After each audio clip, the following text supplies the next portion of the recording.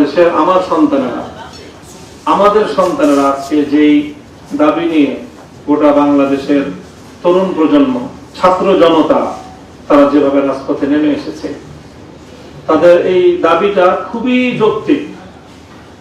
যে সংস্কারের এবং যে দাবি তারা তুলেছে, আমরা মনে করি সংস্কারের দাবি খুবই যৌক্তিক।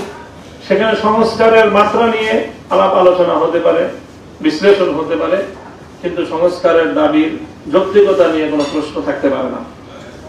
এরপরে সেই সংস্কারের যে নির্দলীয় দাবি এবং সকল ছাত্র জনতার ঐক্যবদ্ধ দাবি, সেই দাবির প্রেক্ষিতে তারা যেভাবে অত্যন্ত সুশৃঙ্খল ভাবে, শান্তিপূর্ণ ভাবে অব্যাহত আন্দোলন তারা চালিয়ে যাচ্ছিল, সেই আন্দোলনটাও সমর্থনযোগ্য এবং সেই আন্দোলনকে সকল দেশের অভিভাবক হিসেবে সকলেই সেটাকে সমর্থন নয়, শুধু সহযোগিতা করছে, অংশগ্রহণ করছে। এটাকেও আমি আমাদের পক্ষ থেকে সকল অভিভাবকদের এই মনোভাবকেও আমরা স্বাগত জানাই। সেই সঙ্গে রাষ্ট্র এবং সরকারকে আমরা বলতে চাই যে গতকালকে যেই কি বলবো হৃদয় বিদারক দৃশ্য আমাদেরকে প্রত্যক্ষ করতে হয়েছে, যে আমাদের এক একজন সন্তানকে যেভাবে রাজপথে প্রাণ দিতে হয়েছে, শুধু গতকালকে না, আজকেও এরকম হচ্ছে। এবং গতকালের ঘটনা সবচেয়ে বেশি হৃদয় বিদারক, মারাত্মক, অব্যাহতভাবে চলছে। এইভাবে একটি শান্তিপূর্ণ স্বাভাবিক পরিবেশে, সাধারণ একটি দেশে, একটি সাধারণ পরিবেশে এমন রক্তক্ষরণ আর এমন ঠান্ডা মাথায় গুলি করে হত্যার এই দৃশ্য, এটা কোনোভাবে মেনে নেওয়ার মতো না। কেন এই ঘটনাগুলো ঘটছে? আমরা অতি দ্রুত ছাত্র জনতার এই প্রাণের দাবির সাথে রাষ্ট্র সহ সকল পক্ষের সকল দায়িত্বশীল মহলকে আমরা আহ্বান করব যে এই সংস্কার দাবিকে, যৌক্তিক পর্যায়ের দাবিগুলোকে যত দ্রুত সম্ভব মেনে নিয়ে এই ছাত্র জনতাকে শান্ত করার জন্য এবং এই আন্দোলনকে সমীহ করার জন্য, কেন বিনা উস্কানিতে এভাবে তাদের রক্তপাত ঘটলো, সেটার যেন সুষ্ঠু তদন্তের মাধ্যমে প্রকৃত দোষীদেরকে বিচারের আওতায় আনা হয়। আমরা আমার দেশে আমার কোন সন্তানের, আমার কোন ছাত্রের রক্তে আমার এই স্বাধীন মাটি রঞ্জিত হোক, এই করুণ দৃশ্য আমরা দেখতে চাই না। কাজে এই আহ্বানও আমি আজকের এই আমাদের সকল উপস্থিতির পক্ষ থেকে আপনাদের প্রতিনিধি হিসাবে আমি উপস্থাপন করলাম, এই আহ্বান রাখলাম। আমরা দোয়া করি আল্লাহ আমাদের দেশকে যেন শান্ত করেন। আমাদের যারা যে সকল ছাত্ররা তারা একটি ন্যায়সঙ্গত দাবির পক্ষে মাঠে ময়দানে নেমে তারা শান্তিপূর্ণভাবে আন্দোলন করতে গিয়ে তাদের জীবন দিয়েছে, প্রাণ দিয়েছে, তাদের মধ্যে যারা মুসলমান রয়েছে, ইমানদার রয়েছে, তাদেরকে যেন আল্লাহ মাগফিরাত নসিব করেন। আর সকলকে যেন আল্লাহ পাক এই ন্যায্য দাবির যে কার্যকর যে সমাধান, সেই সমাধানটা যেন আল্লাহ এই আন্দোলনের মাধ্যমে ঘটিয়ে দেন, সেই প্রত্যাশা ব্যক্ত করছি। আর 2-3 মিনিট আছে, আমরা একটু দোয়া করে নিলে ইনশাআল্লাহ আজকের এই দোয়ার মধ্য দিয়েই আমাদের আজকের প্রোগ্রামের আলোচনা সমাপ্তি হবে। এরপর ইনশাআল্লাহ আপনারা সকলেই আপ্যায়ন গ্রহণ করবেন। আমাদের খেয়াল ছিল খেলাফত মজলিসের ব্যানারে একটা সংবাদ সম্মেলন করে সাংবাদিকদের আহ্বান করে এই ছাত্রদের যৌক্তিক আন্দোলনের সমর্থন দেওয়া, কারণ এখনো বর্তমান পরিস্থিতি ইনশাআল্লাহ এটা প্রত্যেক দলীয় ভাবে রাজনৈতিক ব্যানার থেকে সেগুলো চিন্তা চলতেছে কতটুকু করা যায়। আলহামদুলিল্লাহ রাব্বিল আলামিন ওয়াস সালাতু ওয়াস সালামু আলা সাইয়্যিদিল আমবিয়া ওয়াল মুরসালিন ওয়া আলা আলিহি ওয়া আসহাবিহি ওয়া মান তাবি'আহুম ওয়া দা'a বিদাওয়াতিহিম ইলা ইয়াউমিদ্দিন, আম্মা বা'দ। সম্মানিত উপস্থিতি, আমি আবারও আপনাদের শুকরিয়া আদায় করছি যে আপনারা এখানে আজকে অত্যন্ত প্রতিকূলতার মধ্য দিয়েও আমাদের খুবই মামুলি সাধারণ দাওয়াতে উপস্থিত হয়েছেন এবং এতক্ষণ ধরে আপনারা প্রথমে আমাদের, বিশেষ করে আমার বক্তব্য ধৈর্য সহকারে শুনেছেন, মনোযোগ দিয়ে শুনেছেন এবং অত্যন্ত মূল্যবান অনেক মতামত এবং পরামর্শ আপনারা দিয়েছেন। আমরা যদিও একটি দলের ব্যানারে, দলের পরিচয়ে আজকে আপনাদের সামনে উপস্থিত হয়েছি, কিন্তু আসলে আজকের এই প্রোগ্রামের নেচারটা কিছুটা দল নিরপেক্ষ। অবশ্যই সেই আঙ্গিক থেকেই আপনারা কথা বলেছেন। আপনাদেরকে আমি সাধুবাদ জানাই।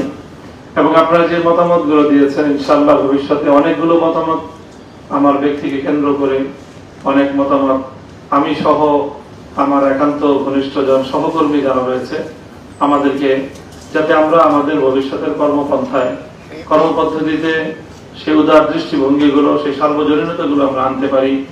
আমরা যেন আমাদের বৃত্তের বাইরের যে জায়গাগুলো, সেই জায়গাগুলোতেও নিজেদের পদচারণাকে, যৌক্তিক জায়গাগুলোতে যেন আমরা নিজেদের পদচারণাকে বিস্তৃত করতে পারি। সে লক্ষ্যে আপনাদের এই পরামর্শ এবং পরামর্শ পরবর্তী সহযোগিতাও আমরা অব্যাহতভাবে কামনা করব ইনশাআল্লাহ। আর মূল যেই কথার উপর আমার বক্তব্য শুরু করেছিলাম এবং যে জায়গাটায় আমি আপনাদের কাছ থেকে পরামর্শ চেয়েছিলাম, সেই জায়গাটায় কাজ ইনশাআল্লাহ আমি আমার জায়গা থেকে চেষ্টা আমি এবং আমার সহকর্মীরা অব্যাহত রাখব। বাংলাদেশের বিশেষ করে রাজনৈতিক অঙ্গনে আমরা অন্তত আমাদের নিজেদের ঘরের যেই বিচ্ছিন্নতাটা রয়েছে, যতটুকুই রয়েছে, সেটাকে আমরা আমাদের সাধ্যমতো চেষ্টা করব, উদ্যোগ নিব, যাতে সেই জায়গাটাকে আমরা দূর করতে পারি এবং একটা সমন্বয়ের পরিবেশ তৈরি করতে পারি। এক্ষেত্রে অতীতের তিক্ত অভিজ্ঞতাগুলো অবশ্যই আমাদের সামনে সবচেয়ে গুরুত্বের সাথে আমাদের দৃষ্টিতে থাকবে, স্মরণে থাকবে। সেই তিক্ততাগুলো যেন আমরা পুনরাবৃত্তি না ঘটে, তার সম্যক পর্যালোচনার পরেই মাধ্যমেই ইনশাআল্লাহ আমরা সামনের দিনে একটা ঐক্যের সংঘবদ্ধ মজবুত দীর্ঘমেয়াদী প্ল্যাটফর্ম যেন আমরা গড়তে পারি। আপনাদের সকলের কাছ থেকে সেই সহযোগিতা এবং সেই দোয়া আমি প্রত্যাশা করি। সম্মানিত উপস্থিতি, এই লক্ষ্যে আগামী 30শে জুলাই বাংলাদেশ খেলাফত মজলিসের ব্যানারে জাতীয় উলামা সম্মেলন আহ্বান করা হয়েছে রাজধানী ইঞ্জিনিয়ার্স ইনস্টিটিউট মিলনায়তনে। সেখানেও আপনাদের সকলের উপস্থিতি আমি কামনা করছি যে সেখান থেকে হয়তো এই বিষয়ে আমাদের আরো কিছু বক্তব্য এবং আরো কিছু পদক্ষেপ ইনশাআল্লাহ হবে, যদি আপনারা সেই পদক্ষেপগুলোকে সহযোগিতা করেন এবং আপনাদের পরামর্শের ধারা যদি অব্যাহত রাখেন।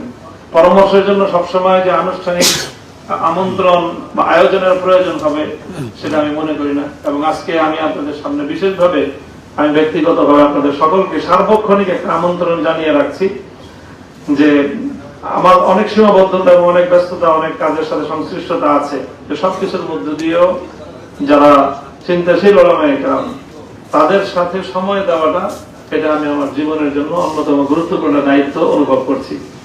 এবং এই অনুভূতি আমার মধ্যে দীর্ঘ 3 বছরের কারাবাসের পর আরো বৃদ্ধি পেয়েছে। কাজে সেই জায়গা থেকে অনেক সময় কোন কোন আচরণ এর বিপরীত বাহ্যিকভাবে মনে হলেও আমি আমার নিজের অবস্থান স্পষ্ট ব্যক্ত করছি যে কখনো কখনো যদি এর বিপরীত কোনো আচরণ কথাবার্তা প্রকাশ পায়, সেটা আমার তাৎক্ষণিক কোনো ভুল, সেটা আমার ভুল। আপনারা আমার সেই ভুলটাকে ভুল হিসেবে দেখে আপনারা আন্তরিকতার সাথে আমার সেটাকে শুধরে দিয়ে আপনারা আপনাদের যে কল্যাণকামিতার দিকটা সেটাকে যে কোনো ভাবে অব্যাহত রাখবেন, এই বিনীত অনুরোধ আমি আপনাদের সকলের কাছে রাখলাম। 30শে জুলাইয়ের খেলাফত মজলিস ঘোষিত জাতীয় উলামা সম্মেলনে আপনাদের সকলের প্রতি বিশেষভাবে সেখানে উপস্থিত হওয়ার আহ্বান এবং আমন্ত্রণ জানাচ্ছি। সেই সঙ্গে আজকে অত্যন্ত দুঃখ এবং পরিতাপের সাথে আরেকটি প্রসঙ্গের উল্লেখ না করেই পারছি না, যে আজকে আমার বাংলাদেশের যে পরিস্থিতি, সে বড় মুবাল্লিগ, সে বড় রাজনীতিবিদ, সে বড় লেখক, সে বড় মুফাসসির, এইসব লাইনে সে বড় হইতে পারবে এমনটা সম্ভব না। তবে ভালো মানুষ, যোগ্য মানুষ তিনি, যিনি তার পক্ষে যেটা সম্ভব সেটা তিনি করবেন, কিন্তু যত ভালো কাজ দুনিয়াতে হবে সমস্ত ভালো কাজকে সমর্থন করবেন। আমি আশা করব আমরা এক একজন এক এক লাইনে কাজ করি, আল্লাহ তাআলা এক একজনকে এক এক লাইনে বড় বানাইছেন, কিন্তু দুনিয়াতে যত ভালো কাজগুলো হচ্ছে আমরা সবগুলোকে অন্তত মন সমর্থন করব এবং যার যেভাবে সাধ্য সেভাবে আমরা চেষ্টা করব। আল্লাহ তাআলা যাকে যেভাবে সামর্থ্য দিয়েছে সেভাবে আমরা সেখানে এরকম সহযোগিতা করব। আল্লাহ তাআলা আমাদের সবাইকে তৌফিক দান করুন। পরিশেষে আমি একটা কথাই বলবো, তারা তবে বন্ধু নহে যারা গুণ গায়, বন্ধু সে সংশোধনে হয় যে সহায়। এজন্য আমরা তাআওয়ানু আলাল বিররি ওয়াত তাকওয়া ওয়ালা তাআওয়ানু আলাল ইসমি ওয়াল উদওয়ান, বীর এবং তাকওয়ার কাজে আমরা সকলের সহযোগিতা করব। আল্লাহ তাআলা আমাদের সবাইকে তৌফিক দান করুন। ওয়া আখিরু দাওয়ানা আলহামদুলিল্লাহি রাব্বিল আলামিন। আলহামদুলিল্লাহ, আমাদের মাঝে আসলে অনেক গুরুত্বপূর্ণ ব্যক্তিবর্গ আছেন।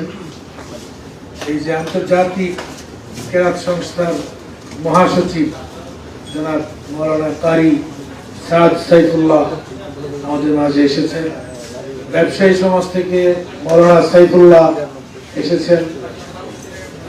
আরো অনেক গুরুত্বপূর্ণ ব্যক্তি আমাদের মামুন রশিদ ভাই আছেন, সবার খবরের সম্পাদক আব্দুল গফফার ভাই আছেন, আমাদের বাংলাদেশ খেলাফত মজলিসের গুরুত্বপূর্ণ অনেক দায়িত্বশীল ভাইরাই আছেন, শাইখুল হাদিস পরিষদের জেলা পর্যায়ের অনেক গুরুত্বপূর্ণ দায়িত্বশীলরা আছেন, আমাদের নারায়ণগঞ্জের হুমায়ুন কবির ভাই, বাড্ডার মৌলানা মনির ভাই, তারপরে এই কুমিল্লার মৌলানা সাখাওয়াত রাহাত, নরসিংদীর মৌলানা অলিউল্লাহ সাহেব সহ অনেকেই উপস্থিত আছেন।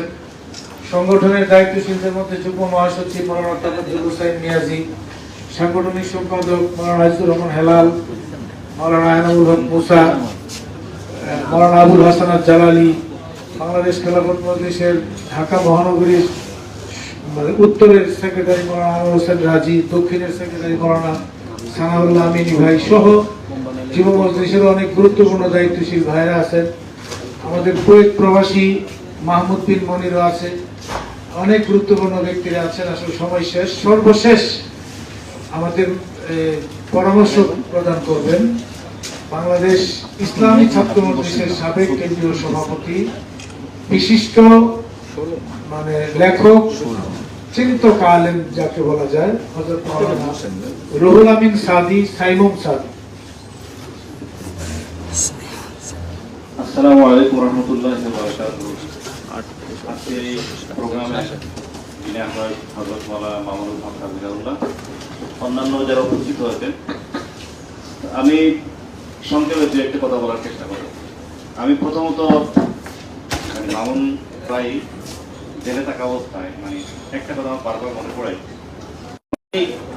যখন কোর্টে গেছে, কোর্টের বিচারককে বলতেছেন আমাকে যেন একটু কোরআন তেলাওয়াতের সুযোগ দেন।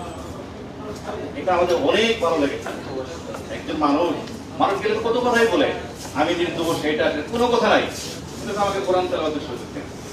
তো এটা আজকে ওঠার পরে খুব ভালো লাগতেছে আমাদের বাড়ি। ওই সময় ভালো লাগছিল, আজকেও ভালো লাগতেছে। এই কথা এই জন্য বললাম যে আমরা এই যে বলি যে আমাদের অনেক কিছু নেই, এটা নেই সেটা নেই, অনেক কিছু বলে হতাশা ব্যক্ত করি। আসলে হতাশা কিছু কিছু একটা যৌক্তিক হতে পারে, কিন্তু হতাশার থেকে আসার অনেকগুলো কারণ আমাদের মধ্যে আছে। আমরা বলি যে আমাদের মধ্যে আসলে যার কমান্ড সবাই মানবে, মানসিকভাবে এই জন্য কোনো নেতা নাই। এটা ঠিক আকাশে ওলামায়ে কেরাম চলে গিয়েছেন, এটাও তো ঠিক আকাশে তো আমাদের মধ্যে থেকে তৈরি হতে হবে। তো আজকের এই প্রোগ্রাম যে দলের বাইরে, আমাদের শামসুল হুদা ভাই বলছেন যে বৃত্তের বাইরে যাওয়ার জন্য, দলের বাইরের সবাইকে নিয়ে এসে তাদের কাছ থেকে পরামর্শ নেওয়া, এটা তো একটা নতুন বিষয়। এটা তো আমরা সবাই দলের, আমাদের মধ্যে অবস্থান এমন হয়েছে যে আমি যে দলের, ওই দলের বাইরে যদি একজন ইসলামী দলের হয় তাকে আমি শত্রু মনে করি।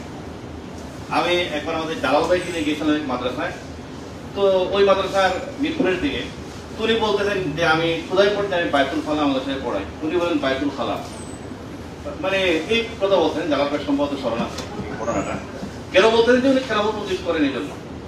তো এইগুলো হচ্ছে আমাদের শত্রু ভাবাপন্ন চিন্তা, অথচ শত্রু হওয়ার তো কিছু নেই।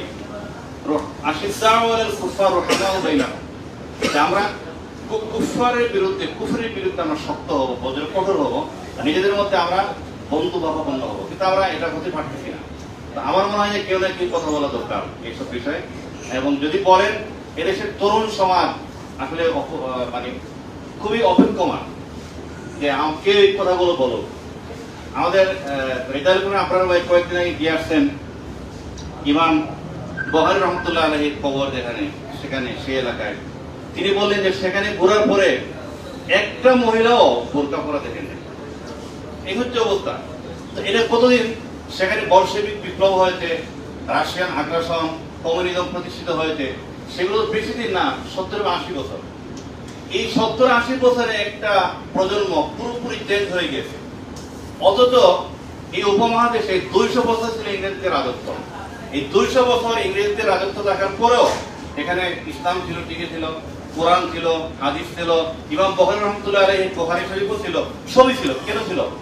এদেশের উলামায়ে কেরাম তারা আর যাই করুক, তারা যেখানে গিয়েছে সেখানে প্রথমে একটা মাদ্রাসা তৈরি করেছে, তারা দিনের শিক্ষা ব্যবস্থা তৈরি করেছে এবং ওলামায়ে কেরাম তারা দিনকে টিকিয়ে রাখার জন্য সবগুলো চেষ্টা করেছে। আজকে আমরা যে সময় এসেছি আমরা একটার পরে এক আমরা স্পেস হারাচ্ছি, একের পরে পলিটিক্যাল ভাবে কালচারাল ভাবে। আমরা মাঝে মধ্যে এই মোবাইল যেহেতু আছে, মাঝে মধ্যে যদি নাটকের একটা দুইটা ক্লিপ সামনে চলে আসে যে বয়ফ্রেন্ড গার্লফ্রেন্ড, তো বলতেছে তুমি বয়ফ্রেন্ড হওয়ার পর আরেকটা ফ্রেন্ড কেন হবে, এটা তাদের কাছে না যায়, আরে বয়ফ্রেন্ডটাই তো না যায়, গার্লফ্রেন্ডটাই তো না যায়। এটাকে বলতে বলতে বলতে বলতে স্বাভাবিককরণ করা হয়ে গেছে। এখন আমার ট্রান্সজেন্ডার ইস্যু আসছে, অনেক কিছু আসতেছে আমাদের সামনে, এইগুলোর বিরুদ্ধে কেউ বলতেছে না। আমাদের মধ্যে হয়েছে কি আমরা নিজেরা এমন ভাবে নিজেরা গুটিয়ে নিয়েছি, গুটিয়ে নিতে নিতে আমরা কেউ সবাই সবাইকে সন্দেহ করতেছি, প্রত্যেকে সন্দেহ করতেছি। আমি একদিন বলছিলাম যে কেজিবি যখন পতন হওয়ার পরে, যখন কেজিবির ফাইলগুলো যখন একটার পর একটা উন্মোচিত হলো, তখন দেখা গেল যে স্বামী স্ত্রী দুইজনই কেজিবির এজেন্ট। তো একজন আরেকজনের বিরুদ্ধে কিন্তু রিপোর্ট দিচ্ছে হেডকোয়ার্টারে, স্বামী স্ত্রীর বিরুদ্ধে, স্ত্রী স্বামীর বিরুদ্ধে, কিন্তু দুইজন যে এজেন্ট কেউ কিন্তু কাউকে চিনতেছে না, জানতেছে না। এই ধরনের অবস্থা। এই অবস্থাগুলো থেকে উত্তরণ ঘটাতে হবে, নিজেদের মধ্যে নিজের বিশ্বাসী হতে হবে, আরেকজনকে বিশ্বাস করতে হবে, বিশ্বাস করে আমরা একটা জায়গায় আসতে হবে। এটা আমাদের এই মুহূর্তে চাহিদা। আমি মনে করি যে আমাদের এই উদ্যোগ, এটা আজকে প্রথম উদ্যোগ হয়তো, কিন্তু আমরা আরো যদি বসতে পারি, আরো যদি আমাদের বক্তব্যগুলো যদি আসলে আন্তরিকভাবে আমরা লিখিতভাবে যদি দিতে পারি এবং সুচিন্তিতভাবে যদি দিতে পারি, এখানে যারা আছেন যাদের কি সবাই মোটামুটি রাজনৈতিক ময়দানে কম বেশি আমাদের আনাগুনা আছে, সেজন্য আমরা যদি চাই আমরা কিছু করতে পারবো। আমি আরেকটা কথা বলেছি মধ্যে, ঢাকা বিশ্ববিদ্যালয় যে বিশ্ববিদ্যালয়গুলো আছে সেখানে আপনারা জানেন যে সেখানে মঙ্গল শোভাযাত্রা হয়, নাচ গান বাজনা সব কিছু হয়, কিন্তু ইসলামী কোনো প্রোগ্রাম তারা করতে দিবে না। একজন প্রফেসরের সাথে আমরা কথা বলেছিলাম অনেকের সাথে, তিনি বললেন যে সেখানে সিদ্ধান্ত হয়েছে বাংলাদেশে যে ব্র্যান্ডিং হবে সেই ব্র্যান্ডিংটা আমরা বিশ্ববিদ্যালয়ের ব্র্যান্ডিং, ইসলামী কোনো ব্র্যান্ডিং হবে না।